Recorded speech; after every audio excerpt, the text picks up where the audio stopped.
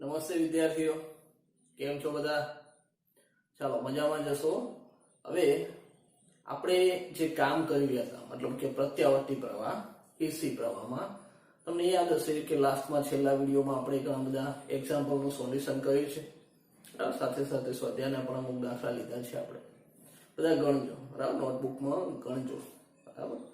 નહીતર જો રોજનું રોજ કામ નહીં કરો તો પછી એક સમય ઘણું બધું કામ ભેગું થઈ જશે, બરાબર. એટલે હાલ એવા વેકેશનના કોઈ મૂડમાં ના રહેતા, બરાબર, અને રૂટીન કામ કરતા રહેજો. ચલો, બહુ સલાહ થઈ ગઈ, કામે લાગી જઈએ. ચલો, પ્રત્યાવર્તી પ્રવાહ.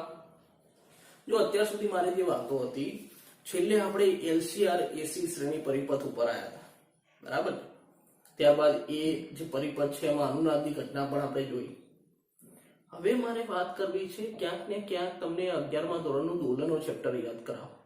પણ દોલનોમાં પણ હવે હું પરિપથ લઈ રહ્યો છું એલસી પરિપથ. તમને એમ થશે સાહેબ પેલા આ લીધો, એલ લીધો, સી લીધો, એલસીઆર ભેગો કર્યો અને હવે એલસી પરિપથની વાત કરો. હા, એલસી પરિપથ મારે વાત કરવી છે ને. એલસી પરિપથ ફક્ત એલ અને સી જોડાયેલા હોય, બરાબર, ઇન્ડક્ટર અને કેપેસિટર, ત્યારે શું પરિસ્થિતિ હોય છે? બરાબર, આપણે આપણો એસી સોર્સ જોડવો નથી, એસી સોર્સ જોડવો નથી, ફક્ત એલ અને સી, બરાબર, ત્યારે પરિસ્થિતિ જોઈએ. તો આની અંદર ક્યાંક વિદ્યુત ભારો દોલનો કરે છે. જેમ પેલું સરળ આવર્ત ગતિ હતી દોલનો, એમાં કોઈ પદાર્થ મધ્યમાં સ્થાનની આજુબાજુ દોલનો કરતો હતો, તો એવું અહીંયા વિદ્યુત ભાર દોલનો કરે છે. ચલો જોઈએ વિગતવાર, એટલે ખબર પડશે. તો આજનો મારો પ્રશ્ન છે કે પહેલા તો એલસી પરિપથ. એલસી પરિપથ એટલે શું? એલસી પરિપથ શું છે સમજાવો, બરાબર. સાથે સાથે એલસી પરિપથ માટે વિદ્યુત ભારનું વિકલ સમીકરણ મેળવો. વિકલ સમીકરણ રજૂ કરો. ચલો, મારી પાસે એલસી પરિપથ. એલસી પરિપથ શું છે? તો ક્યાંક મગજમાં આવો આઈડિયા આવી ગયો છે કે ભાઈ ગૂંચળું અને કેપેસિટર આ બે જોડાયેલા હશે. બીજું શું હોય? આ જ હોય ને. અને એલસી પરિપથમાં તે વિદ્યુત ભારનું વિકલ સમીકરણ મેળવવાનું છે. અગાઉ પણ આપણે એક વિકલ સમીકરણ જોઈ ગયા હતા અને પ્રણોદિત દોલનો સાથે કમ્પેરિઝન પણ કરી હતી. સારું, ચલો એલસી પરિપથ. તો એની અંદર મેં તમને કીધું કે ભાઈ કેપેસિટર છે, બરાબર, સાથે સાથે ગૂંચળું છે. તો સમજી લો મારી પાસે આ કેપેસિટર છે, બરાબર. આ કેપેસિટર, હવે મારી પાસે જે એલ અને સી જોડી રહ્યું છે, બરાબર. તો એલ અને સી જે જોડવા છે, આ સી રહ્યું અને આ રહ્યું મારી પાસે એલ ગૂંચળું, બરાબર. આ એલ અને સી મારે જે જોડવા છે એમાં એક કામ કરું છું, એમાં ક્યાંય બહારથી બેટરી જોડતો નથી, કોઈ એસી કે ડીસી સોર્સ એપ્લાય કરતો નથી. પહેલું કામ આ કરું છું. તો બેટરી નહીં જોડતો તો બેટરીનું કામ કોણ કરશે? કેપેસિટર કરશે ને ભાઈ. કેપેસિટર શું છે? પોતે સંગ્રાહક જ છે, તો બેટરીનું કામ કરશે. પણ એના માટે હું એક કામ કરું છું કે ફુલ્લી ચાર્જ કેપેસિટર લઈ લો, બરાબર. ચાર્જ કેપેસિટર લેવું પડશે, ડિસ્ચાર્જ તો થોડું લેવાય, નહીં તો પાછું કંઈ કામ થાય નહીં. તો અહીંયા મારી પાસે ફુલ્લી ચાર્જ, બરાબર, અહીંયા વિદ્યુત ભારિત કેપેસિટર છે. અને આ વિદ્યુત ભારિત કેપેસિટરને શું કરું? તો ગૂંચળા સાથે જોડું. જો શરૂઆતની પરિસ્થિતિ એવી દર્શાવું છું કે આ જ્યારે કેપેસિટરને ગૂંચળા સાથે નથી જોડતો, જ્યારે સ્ટાર્ટ કરું છું નથી જોડતો, તો ત્યારે તો આ ગૂંચળામાં કોઈ પ્રવાહ પસાર થશે નહીં. જો જેવું જોડીશ એવું તમને ખબર છે કે આ બેટરી તરીકે વધશે અને આમાંથી પ્રવાહ ક્યાં જશે? ગૂંચળામાં જશે. આ જોડી કાઢું તો, બરાબર, આ જોડી કાઢું તો તમને ખબર છે કે ભાઈ આમાંથી પ્રવાહ ક્યાં જવાનું? ગૂંચળામાં જવાનું. ગૂંચળાની અંદર પ્રવાહ જશે, વિદ્યુત ચાલક બળ આવે, વિદ્યુત ચાલક બળ મળે ને, બરાબર. ફેરાડે આવું કંઈક કહેતા હતા. સારું, તો અહીંયા હું કામ આવું કરી રહ્યો છું. જો પેલા તો બેટરી લીધી નથી, બરાબર. એક ચાર્જ કેપેસિટર લઈ લીધો, બરાબર, ફુલ્લી ચાર્જ કેપેસિટર. તો ફુલ્લી ચાર્જ કેપેસિટર છે, એની સાથે ગૂંચળું જોડ્યું, બરાબર. હવે આ ગૂંચળાની કન્ડિશન શું છે? તો આ ગૂંચળું જે છે એ અવગણ્ય અવરોધ ધરાવે છે. આમ તો તમને એમ થાય ગૂંચળું તારનું ગૂંચળું હોય તો અવરોધ તો હોય, પણ એ અવગણ્ય બહુ ઓછું. તો અવગણ્ય અવરોધ ધરાવતું ગૂંચળું, ફુલ્લી ચાર્જ કેપેસિટર, બંનેને જોડી કારણ જે પરિપથ તૈયાર થયો એ પરિપથને કહીએ છીએ આપણે એલસી પરિપથ. તો તમારે જો એલસી પરિપથની વ્યાખ્યા કરવી હોય તો એલસી પરિપથ એટલે શું? તો વિદ્યુત ભારિત કેપેસિટર ને વિદ્યુત ભારિત કેપેસિટર ને અવગણ્ય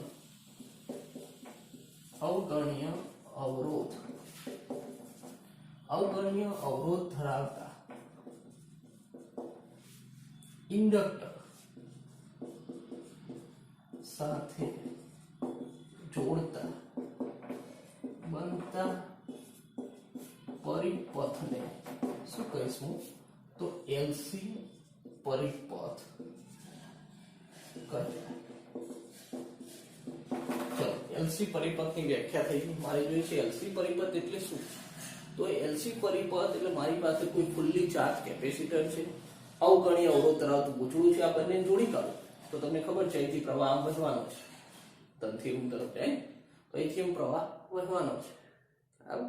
તો આ થયો આપણો એલસી પરિપથ. એલ અને સી જોડેલા છે ફક્ત. જો ક્યાંય બીજો બેટરી કોઈ ના જોડી નથી, એલ અને સી જ ફક્ત જોડ્યા છે. આ આપણે એલસી પરિપથ થઈ ગયો. હવે મને શું કીધું છે એલસી પરિપથ માટે વિદ્યુતભારનું વિકલ સમીકરણ. એલસી પરિપથ માટે વિદ્યુતભારનું વિકલ સમીકરણ મારે મેળવવાનું છે. સારું, ચલો કામ કરીએ વિકલ સમીકરણ પર. તો અહીંયા ચલો આની આજે આકૃતિ દર્શાવું છું. બરાબર. તો કેપેસિટર તમારું બુકની અંદર કેપેસિટર આડું પાડે ઉભો નથી, બહુ મતલબ ના હોય. ચલો આ રીતના કેપેસિટર છે અને સાથે આ ગૂંચળું જોડ્યું છે સી એલ. તમને ખબર છે ફુલ્લી ચાર્જ કેપેસિટર આપણી પાસે. ઓકે. હવે જો શરૂઆતની કન્ડિશન એવી લઉં છું કે શરૂઆતમાં જ્યારે એટલે કે શરૂઆત કરી એટલે ટી બરાબર 0 છે. શરૂઆત કરી એટલે ટી બરાબર 0 સમય શરૂઆત કરી. હાલ એવું લાગો એવું છે અહીંથી તોડ દો, બંને અલગ અલગ જ છે. તમને ખબર જેવું ભેગું કર્યા બંને જોઈન કરીશ એવું તરત શું થવાનું, અહીંથી વિદ્યુતભાર તરત આમ દોડવાના, પ્રવાહ રચાતો આ થાય ને. અને કેપેસિટર સીધું શું થયું ધીમે ધીમે ડિસ્ચાર્જ થવાનું ચાલુ થઈ જાય. આ પ્રક્રિયા થાય. પણ હાલ એવું સમજી લો કે ટી બરાબર 0 સમયે હાલ આ ફુલ્લી ચાર્જ છે. તો ટી બરાબર 0 સમયે કેપેસિટર પરનો વિદ્યુતભાર QM છે. બરાબર. કેપેસિટર છે તો કેપેસિટરનો કોઈ વિદ્યુતભાર હોય ને, પણ જો હાલ ફુલ્લી ચાર્જ છે એટલે વિદ્યુતભાર કેવો હોય મહત્તમ હોય માટે QM વડે દર્શાવો. બરાબર. ટી બરાબર 0 સમય આમ જેવું જોડી કાઢો એવું શું થાય, ઓછું થવા માંડે, આ વિદ્યુતભાર આમ દોડે. પણ હાલ નથી જોડ્યું. ટી બરાબર 0 સમયે કેપેસિટર પરનો વિદ્યુતભાર કેટલો મહત્તમ, તો QM. બરાબર છે. ચલો અને આ જે ઇન્ડક્ટર છે, હવે તમને ખબર છે અહીંયા વિદ્યુત ટી બરાબર 0 સમયની વાત કરું તો ટી બરાબર 0 સમયે ઇન્ડક્ટરમાંથી કોઈ પ્રવાહ પસાર થતો નથી અને ઇન્ડક્ટરમાંથી પ્રવાહ પસાર થતો નથી. ચલો આ કન્ડિશન મેં શાના માટે મારી, તો આ કન્ડિશન મેં ટી બરાબર 0 સમય. ટી બરાબર 0 સમય શું કન્ડિશન છે, ફુલ્લી ચાર્જ એટલે વિદ્યુતભાર મહત્તમ QM. અહીંયા તો આ જોડાણ છે જ નહીં. ટી બરાબર 0 સમય, ટી બરાબર 0 સમય જોડાણ છે જ નહીં. તો આમાંથી પ્રવાહ ક્યાંથી પસાર થાય, ના થાય. તો ઇન્ડક્ટરમાંથી પ્રવાહ જે છે શું થાય, શૂન્ય છે, પસાર થતો નથી. ચલો હવે ક્યાંક આ જોડું છું અને જેવું જોડીશ એવું અહીંથી વિદ્યુતભાર વહન ચાલુ થઈ જશે. બરાબર. વિદ્યુતભાર વહન ચાલુ થઈ છે એટલે અહીંયા વિદ્યુતભાર શું થાય, ઓછો થાય. વિદ્યુતભાર ઓછો થાય ને. તો અહીંયા હવે ક્યાંક એવું કહું કે ટી બરાબર ટી સમય, ટી બરાબર ટી સમય. હવે આપણું કામ ચાલુ થઈ ગયું, જોઈન કરી દીધું એટલે વિદ્યુતભાર ફમવા માંડે, અહીંથી ઓછો થવા માંડે, કેપેસિટર ડિસ્ચાર્જ થવા માંડે. તો ટી બરાબર ટી સમયે કેપેસિટર પરનો વિદ્યુતભાર ઘટીને Q થાય છે. જો પહેલા વિદ્યુતભાર કેટલો હતો, QM હતો, મહત્તમ હતો. હવે એ ઘટીને કેટલો થયો, Q જેટલો થયો. ક્યારે T બરાબર T સમય. અને ઇન્ડક્ટર માંથી પસાર થતો પ્રવાહ, ચલો ઇન્ડક્ટર માંથી પ્રવાહ પસાર થશે, આ થશે ભાઈ. તો પ્રવાહ કેટલો? તો I બરાબર dq ભાગ્યા dt. અહીંયાથી હવે શું થશે? પ્રવાહ પસાર થશે.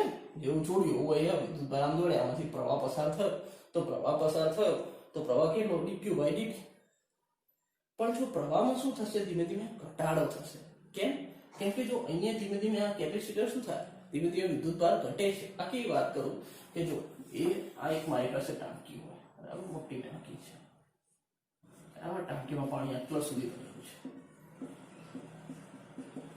હવે જો તમે નળ ઓન કરો તો અહીંથી કંઈક વધુ પ્રવાહ સાથે પાણી નીકળશે, બરાબર, પણ સમજી લો કે આ ટાંકી આ ફૂલ્લી ભરેલી હતી, હવે આટલી થઈ જાય તો આ પ્રવાહ જે ધીમો નહીં થઈ જાય, બરાબર. તો અહીંયા એવી જ વાત કરી દો, પહેલું કેપેસિટર ફૂલ્લી ચાર્જ હતું એટલે પ્રવાહ વધુ હતો, પણ પછી ધીમે ધીમે કેપેસિટર શું છે? ડિસ્ચાર્જ થયું ને, અને એ ડિસ્ચાર્જ થયું તો પ્રવાહ પણ શું થવાનું? આની જેમ ઘટવા માંડવાનું. તો પ્રવાહના ઘટાડા માટે માઇનસ ચિહ્ન રાખું છું.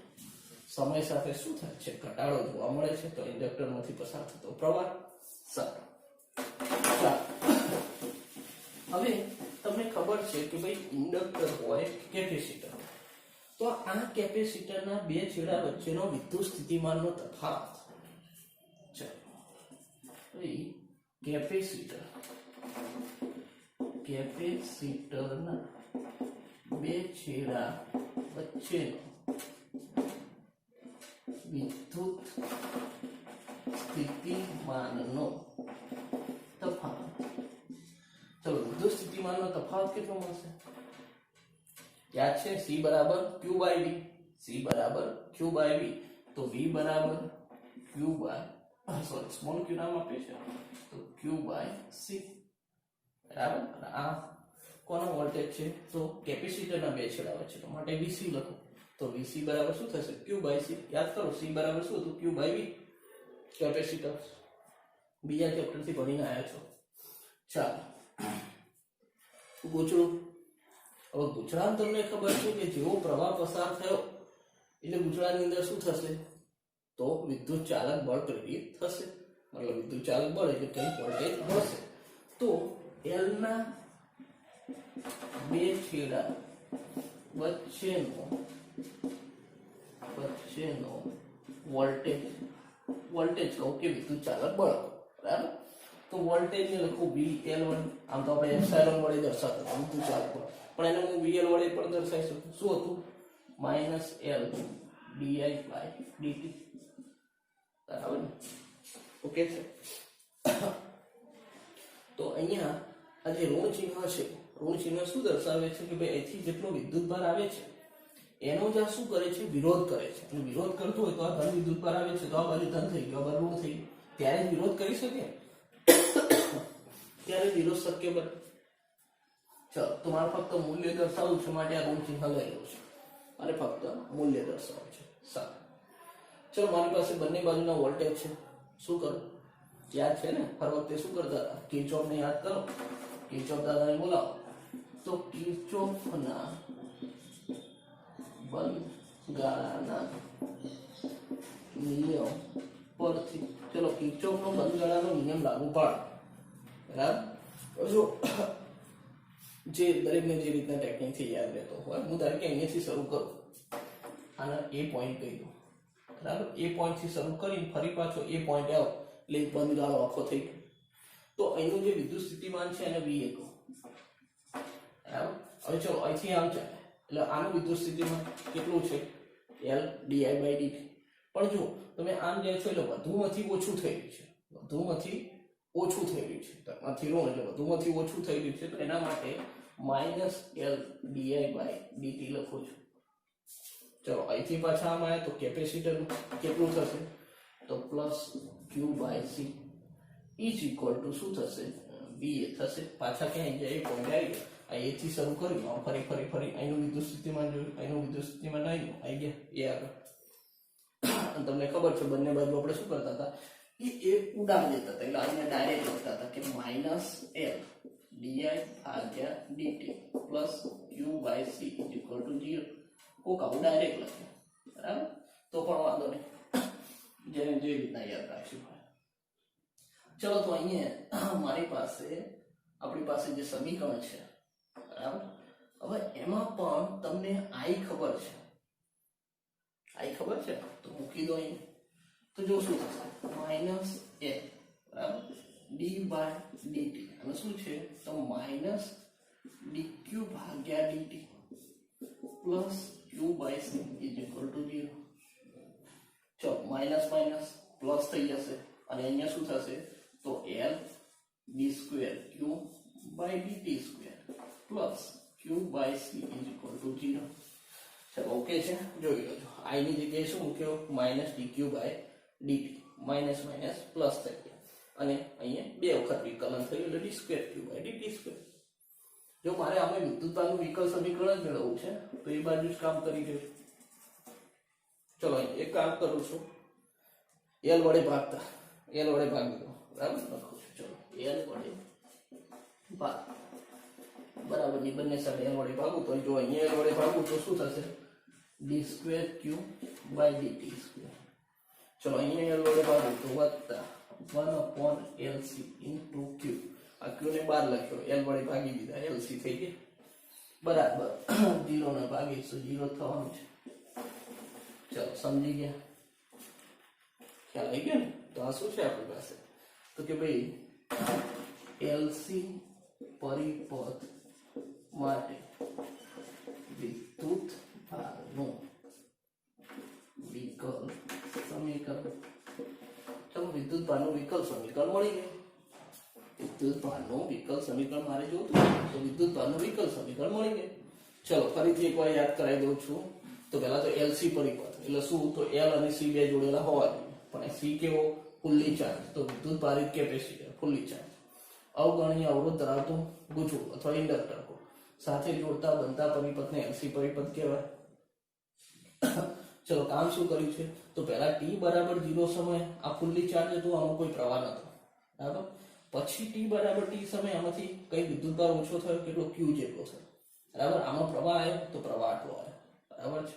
ચલો પછી શું કર્યું તો બંનેના વિદ્યુત સ્થિતિમાનના તફાવત જોઈ લીધા, વોલ્ટેજ કો વિદ્યુત સ્થિતિમાનના તફાવત તો બંનેના ખબર છે, આગળ પણ કામ કરેલું છે. કિર્ચોફનો નિયમ લાગુ પાડે, ગણતરી કરી અને વિદ્યુત ભારનું વિકલ સમીકરણ મળી ગયું.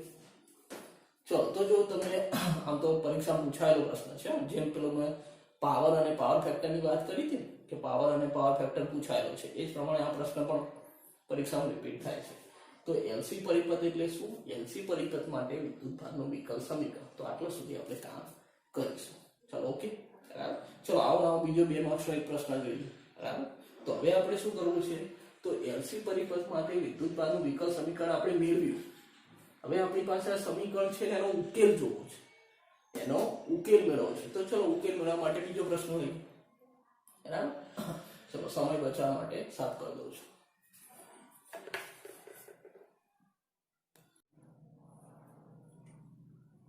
ચાલો એલસી પરિપથ માટે આગળનો પ્રશ્ન. તો એલસી પરિપથ માટે વિદ્યુતભારનું વિકલ સમીકરણ હાલ આપણે તાર્યું બરાબર છે. હવે શું કીધું છે એનો ઉકેલ તેમજ પ્રવાહનું સમીકરણ. ઉકેલ મેળવો, પ્રવાહ પણ મેળવો. સારું, તો પહેલું તમને શું કીધું છે એલસી પરિપથ માટે વિદ્યુતભારનું વિકલ સમીકરણ લખો. તો પહેલા ખાલી લખવાનું બરાબર. જો તમને 2 માર્ક્સમાં પ્રશ્ન આપ્યો તો એલસી પરિપથ માટે વિદ્યુત ભારનું વિકલ સમીકરણ. ચલો વિદ્યુત ભારનું વિકલ સમીકરણ યાદ છે તમને કે ભાઈ d square q by d t square plus 1/LC q is equal to 0. આ રહ્યું વિદ્યુત ભારનું વિકલ સમીકરણ બરાબર છે. હવે મારે શું કામ કરવું છે તો આનો ઉકેલ મેળવવો છે. હવે આનો ઉકેલ મેળવવા માટે હવે અહીંયા જો મેં તમને કીધું હતું કે બીજી બાજુ આપણી પાસે કેપેસિટર છે, બીજી બાજુ શું છે તો બીજી બાજુ ઇન્ડક્ટર છે. તો ઇન્ડક્ટર અને કેપેસિટર વચ્ચે વિદ્યુતભાર શું કરે છે દોલનો કરે છે. ઇન્ડક્ટર અને કેપેસિટર વચ્ચે વિદ્યુતભાર શું કરે છે દોલનો કરે છે. તો અહીંયા આપણી પાસે જે સમીકરણ છે વિદ્યુતભારનું, આવું આવું કામ યંત્રશાસ્ત્રની અંદર દોલનો ચેપ્ટર 11માં યાદ આવ્યું પાછું ને, 11માં દોલનો ચેપ્ટર બરાબર. તો એમાં સરળ આવર્ત ગતિ જે થતી હતી તો સરળ આવર્ત ગતિ જે હતી મધ્યમાંક સ્થાનની આજુબાજુ શું કરતું હતું, તો આપણો પદાર્થ દોલનો કરતો હતો. હવે એના માટે પણ આપણી પાસે વિકલ સમીકરણ હતા, બરાબર. સ્થાનાંતરનું સૂત્ર હતું. તો સ્થાનાંતરનું સૂત્ર તમને યાદ હશે કે ભાઈ કોઈ પદાર્થ છે, આધાર ઉપરથી લટકાયેલો પદાર્થ શું કરતું હતું, બે બાજુ કંઈક અધિકતમ સ્થાનાંતર કરતું, બરાબર. મધ્યમાંક સ્થાનની આજુબાજુ શું કરે, દોલનો કરે. તો એના માટે સ્થાનાંતરનું જે સમીકરણ છે, જો યાદ હોય તો y બરાબર a sin omega t plus phi યાદ છે. અને જો પ્રાકૃતિક આવૃત્તિ હોય તો આના માટે સૂત્ર લખતા તો ઓમેગા 0, પ્રાકૃતિક આવૃત્તિ માટે 0 તો ઓમેગા 0 * t પ્લસ phi. આ રહ્યું સ્થાનાંતરનું સૂત્ર. આ y અક્ષ માટે છે, પણ જો x અક્ષ ઉપર સ્થાનાંતરનું સૂત્ર હોય દોલનમાં સરળ આવર્ત ગતિ થતી, આ કક્ષાની વાત કરી છું, સરળ આવર્ત ગતિ, બરાબર છે. તો સરળ આવર્ત ગતિ થતી હોય સ્થાનાંતરનું સૂત્ર તો x બરાબર a cos omega 0 t plus phi. ચલો આ સમીકરણ રહ્યું સ્થાનાંતર, આ y અક્ષ માટે, આ x અક્ષ માટે. આવા કંઈક સમીકરણ દોલનોમાં જોયા, બરાબર, યાદ કરજો. ના યાદ આવે તો ફરીથી ચોપડા કે. ચાલો હવે અહીંયા એક કામ કરું છું, મારી પાસે જે સ્થાનાંતરનું સમીકરણ છે એનું સમય સાપેક્ષ વિકલન કરો. તો dx ભાગ્યા dt x નું સમય સાપેક્ષ વિકલન કરો. ચલો a એમને આપણો કંપ વિસ્તાર એમને cos નું વિકલન શું થાય, cos નું વિકલન માઇનસ સાઇન, બરાબર. તો અહીંયા વિકલન શું થશે, તો જો cos નું માઇનસ સાઇન, તો માઇનસ સાઇન, બરાબર છે, ઓમેગા 0 t પ્લસ phi.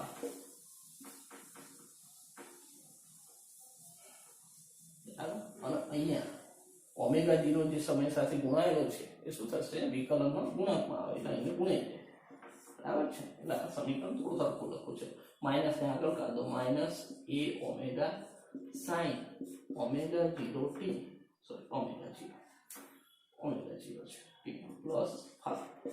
ચલો થઈ ગયું. સમય સાપેક્ષ વિકલન કરો, વિકલન તો તમને આવડે જ છે, બરાબર. હવે તો પાકું થઈ ગયું. હવે ચલો આનું સમય સાપેક્ષ દ્વિતીય વિકલન કરો, એટલે કે d2x/dt². આનું ફરીથી વિકલન કરીએ, એકવાર તો થઈ ગયું, ફરીથી કરીએ તો sin નું પાછું શું થશે, cos થશે, તો માઇનસ a ઓમેગા. હવે જો sin નું cos થશે અને ઓમેગા ગુણાયેલો છે, ગુણાકારમાં બહાર આવશે એટલે ઓમેગા 0 નો સ્ક્વેર લખી દો, સમજી ગયા. sin નું શું થશે, cos omega 0 t plus phi. ચલો ઓકે છે. sin નું વિકલન cos, પણ આનું વિકલન t સાથે ગુણા, આનું તો ના થાય પણ t સાથે ગુણાયેલો આનું થાય, તો એ ક્યાં આવે, ગુણાકારમાં આવે. સંકલન હોય તો ભાગાકારમાં આવતું, યાદ છે ને. સારું, ચલો આને હજુ થોડું ગોઠવી લખો. તો જો d2x/dt² બરાબર minus omega 0 square a cos omega 0 t plus phi, બરાબર છે. a cos omega 0 t plus phi, a cos omega 0 t plus phi એટલે શું છે આપણું x. તો આની જગ્યાએ શું મૂકી શકું, સ્થાનાંતર x મૂકી શકું. તો d2x/dt² બરાબર minus omega 0 square into x થયા. આ બાજુ લાવી દો, તો d2x/dt² plus omega 0 square x બરાબર 0. ચાલો સ્થાનાંતર x અક્ષ, સ્થાનાંતરનું શું થયું, વિકલ સમીકરણ આવ્યું ને, સ્થાનાંતરનું વિકલ સમીકરણ. આના ઉપરથી શું કર્યું, તો સ્થાનાંતરનું વિકલ સમીકરણ લાવ્યા. ચલો આપણું કેમ યાદ કરાયું છે, તો અહીંયા આપણી પાસે જે સમીકરણ છે એ ક્યાંક સરળ આવર્ત ગતિના સ્થાનાંતરના વિકલ સમીકરણ જેવું છે, એના જેવું છે, એ જ ને, પણ એના જેવું લાગે છે કે નહીં, બરાબર. તો આ જે વિકલ સમીકરણ છે એ સરળ આવર્ત ગતિના સ્થાનાંતરના વિકલ સમીકરણ જેવું છે. એટલે કેવું છે, તો કે ભાઈ d2x/dt² plus omega 0 square x બરાબર 0. આના જેવું છે ભાઈ, આ સમીકરણ છે કોના જેવું, આના જેવું. પણ આ કયું છે, તો આ તો સરળ આવર્ત ગતિના સ્થાનાંતરનું વિકલ સમીકરણ જેવું આ બધું કામકાજ 11 માં પણ આનો ઉપયોગ કરી રહ્યા છે, આના જેવું છે. આ બધી વાતો કઈ યંત્રશાસ્ત્રની છે, આ બધી વાતો કઈ વિદ્યુતશાસ્ત્રની છે, બરાબર. કમ્પેરિઝન કરીએ તો જો અહીંયા આ યંત્રશાસ્ત્ર, આ વિદ્યુતશાસ્ત્ર, તો અહીંયા જે કામ સ્થાનાંતર કરે છે, x કરે છે, એ કામ અહીંયા કોણ કરે છે? વિદ્યુતભાર કરે છે. જે કામ યંત્રશાસ્ત્રમાં સ્થાનાંતર કરે એવું ને એવું કામ વિદ્યુતશાસ્ત્રમાં કોણ કરે? q કરે. તો x જેવો કોણ છે? q છે. x જેવો q. ચલો અહીંયા x જેવો કોણ? q. 1/LC બરાબર શું થાય? તો એનો મતલબ ઓમેગા 0 નો સ્ક્વેર બરાબર શું થાય? તો 1/LC થાય. વર્ગ કરવો હોય તો વર્ગમૂળ લેવું પડે. તો ઓમેગા 0 બરાબર શું થશે? 1 નું વર્ગમૂળ તો 1 થશે. 1 ભાગ્યા વર્ગમૂળમાં LC. યાદ આવે છે ભાઈ? યાદ આવી ગયું? ઓમેગા 0 પ્રાકૃતિક કોણીય આવૃત્તિ. આ શું થાય? પ્રાકૃતિક કોણીય આવૃત્તિ. આપણી પ્રાકૃતિક કોણીય આવૃત્તિ છે. અને હજુ જો પ્રાકૃતિક આવૃત્તિ મેળવવી હોય તો ઓમેગા છે એટલે 2π વડે ગુણી કરવાનું. તો 2π f0 અને ઓમેગા 0 કીધું તો આને f0 f0 બરાબર શું થશે? તો 1/2π LC. f0 શું છે આવ્યો? તો પ્રાકૃતિક આવૃત્તિ. ઓકે, કમ્પેરિઝન કરી ખાલી આપણે તો કે ભાઈ આપણી પાસે LC પરિપથમાં વિદ્યુતભારનું વિકલ સમીકરણ જે આપણે આગળ તાર્યું આ કોના જેવું છે? તો કે ભાઈ સરળ આવર્ત ગતિ થતી હતી એમાં જે સ્થાનાંતરનું વિકલ સમીકરણ છે એના જેવું છે. તો કમ્પેરિઝન કરી કે ભાઈ પ્રાકૃતિક કોણીય આવૃત્તિ અથવા પ્રાકૃતિક આવૃત્તિ આવી થાય. હવે જો આ વિકલ સમીકરણ શાના પરથી મળ્યું? આના પરથી. તો એનો મતલબ આનો ઉકેલ શું છે? આ છે. આનો ઉકેલ શું છે? આ છે. તો જો આનો ઉકેલ આ હોય, બરાબર, આનો જો ઉકેલ કઈ આ હોય તો પછી આનો ઉકેલ જો આ આપણું સમીકરણ, બરાબર. હવે આનો ઉકેલ લખો છો. મારે તો ઉકેલ મેળવવો છે. આપણે શું કરવું છે? ઉકેલ મેળવો. તો આ સમીકરણ એનો ઉકેલ શું છે? તો ઉકેલ છે મારી પાસે x બરાબર a cos omega 0t plus આનો ઉકેલ છે. આ સમીકરણનો ઉકેલ આ.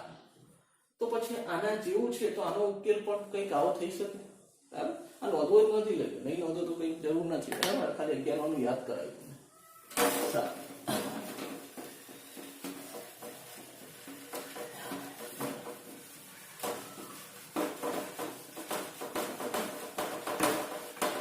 જયેશભાઈ સાહેબનું બોર્ડ સાફ કરવું એ બહુ મોટી વસ્તુ છે.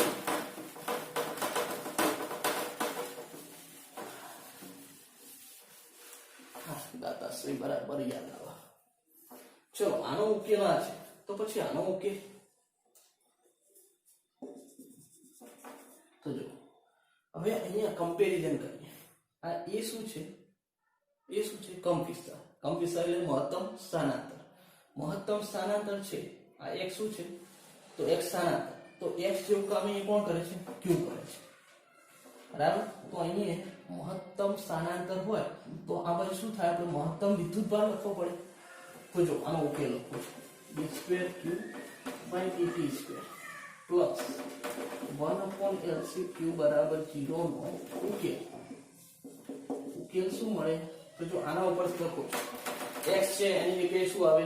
તો q. x છે એની જગ્યાએ q. મહત્તમ સ્થાનાંતર તો અહીંયા મહત્તમ વિદ્યુતભાર એટલે શું લખવું? તો qm. ચલો cos ઓમેગા 0t પ્લસ આ શું છે? આ ઉકેલ છે, બરાબર. જેવું કામ કરે આપણે એ માટે જ કમ્પેરિઝન કરી. આના સાથે કેમ સરખાવ્યું? કેમ કે આનો ઉકેલ ખબર છે. તો આનો ઉકેલ ખબર છે તો આનું બે એક જેવું છે તો આનો ઉકેલ પણ શું મળે? તો આના ઉપરથી આ જ મળે, બરાબર. ઉકેલ મળી ગયો, પતી ગઈ વાત. પણ અહીંયા જો આ qm શું છે? તો મહત્તમ વિદ્યુતભાર. ઓમેગા 0 શું છે? પ્રાકૃતિક કોણીય આવૃત્તિ. ઓમેગા 0 પ્રાકૃતિક કોણીય આવૃત્તિ। ચલો ફાઈ શું છે? તો ફાઈ જો આમ તો આપણે પ્રારંભિક કળા પણ કહેતા હતા અને એને કળા અચળાંક પણ કહેતા હતા, જો યાદ હોય તો પ્રારંભિક કળા પણ કહેતા હતા, કળા અચળાંક પણ કહેતા હતા। તો આ રહ્યું કે એમાં આવતા પદો, પણ અહીંયા એક કામ કરવું પડશે કે ભાઈ આ જે કળા અચળાંક છે એ કેટલો હોય, અચળાંકનું મૂલ્ય ખબર હોવી જોઈએ, બાકી તો બીજું ચાલે, જે સમય સાથે બદલાય છે એનો વાંધો નહીં, પણ અચળાંક ખબર હોવી જોઈએ। તો ચલો અચળાંક મેળવીએ। તો અચળાંક માટે હું તમને કહું કે પહેલા t બરાબર 0 વાળી કન્ડિશન યાદ કરી લો કે t બરાબર 0 સમયે શું હતું, કેપેસિટર પરનો વિદ્યુતભાર કેવો હતો, કેપેસિટર પરનો વિદ્યુતભાર કેવો હતો યાદ કરો તો q બરાબર qm હતો, બરાબર। t બરાબર 0 સમયની કન્ડિશન શું હતી, શરૂઆત આપણે ત્યારે કરી ત્યારે લખીએ t બરાબર 0 સમય કેપેસિટર કેવું ખુલ્લી ચાર્જ છે, મહત્તમ વિદ્યુતભાર છે। આ વસ્તુ અમે એપ્લાય કરી દઉં ઉકેલમાં, તો q ની જગ્યાએ શું લખું, qm લખું। જો આ એપ્લાય કરું છું તો q ની જગ્યાએ qm આવ્યું બરાબર qm cos ઓમેગા 0, t ની જગ્યાએ શું લખું તો આ 0 કન્ડિશન પર છે એટલે આ 0 પ્લસ ફાઈ આના ચલો કોસમાં લઈ લઈએ, ઓકે। આ શું છે, t શું છે તો t 0 છે ને આપણી પાસે, ઓકે।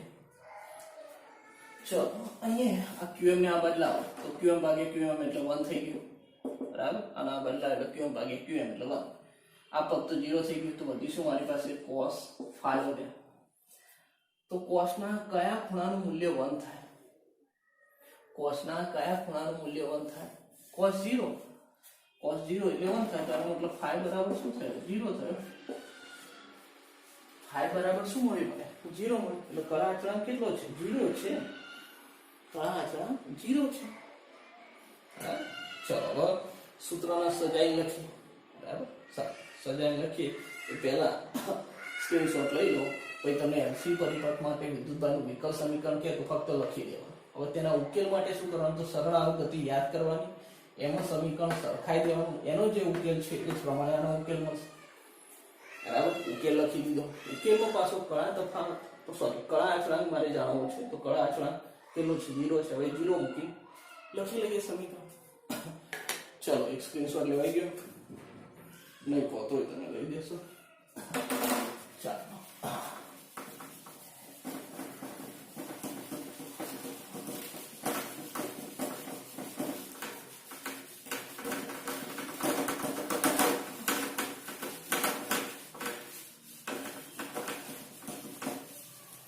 આગળ હવે અહીંયા t બરાબર t સમય વાત કરીએ, t બરાબર t સમય, તો t બરાબર t સમય વિદ્યુતભાર કેટલો છે, તો વિદ્યુતભાર q છે, વિદ્યુતભાર કેટલો છે q જેટલો છે, બરાબર। અહીંયા qm હતો t બરાબર 0 સમય, તો જો હવે આ સમીકરણ લખું છું તો q બરાબર t સમય શું છે q છે એટલે q જ લખાય, qm cos ઓમેગા 0 અને સમય t છે એટલે t જ લખો, પ્લસ phi, તો phi કેટલો થઈ ગયો 0, તો પ્લસ 0 મતલબ શું થયું q બરાબર qm cos omega 0 into t, બરાબર। આ રહ્યું વિદ્યુતભારનું સૂત્ર, આ રહ્યું વિદ્યુતભારનું સૂત્ર, બરાબર। t સમયે વિદ્યુતભારનું સૂત્ર આ મળશે, બરાબર। તો આપણો જે ઉકેલ છે, ઉકેલ એક્ચ્યુઅલી આ પણ આપણે આ નહીં લખવાનું, આ લખવાનું, કેમ કે કળા અચળાંક જે છે શું છે 0 છે, એટલે તમે ઉકેલ કે તો ઉકેલ આ રહ્યો, આ તમે લખો પણ એમાં કળા અચળાંક પાછો મેળવવો પડશે, તો કળા અચળાંક 0 છે એટલે તમારો ઉકેલ આ t સમય।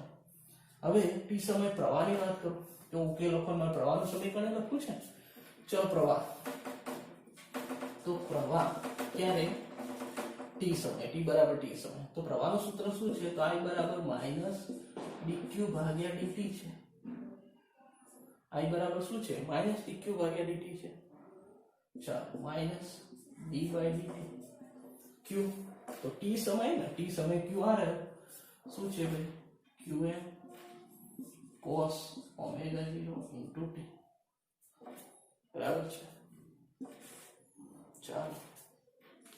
ચલો cos નું શું થશે વિકલન? cos નું માઇનસ સાઇન થાય, બરાબર. તો જો ઓલરેડી આગળ માઇનસ તો છે, હવે અહીંયા આ qm અચળાંક છે એટલે એને બહાર કાઢ દો, qm બહાર. હવે cos નું શું થશે? સાઇન થશે, માઇનસ સાઇન થશે, અને ઓમેગા 0 ગુણાયેલો છે એને બહાર કાઢો તો ઓમેગા 0 બહાર કાઢો. અહીંયા શું લખું? Minus sine omega 0 into t, બરાબર.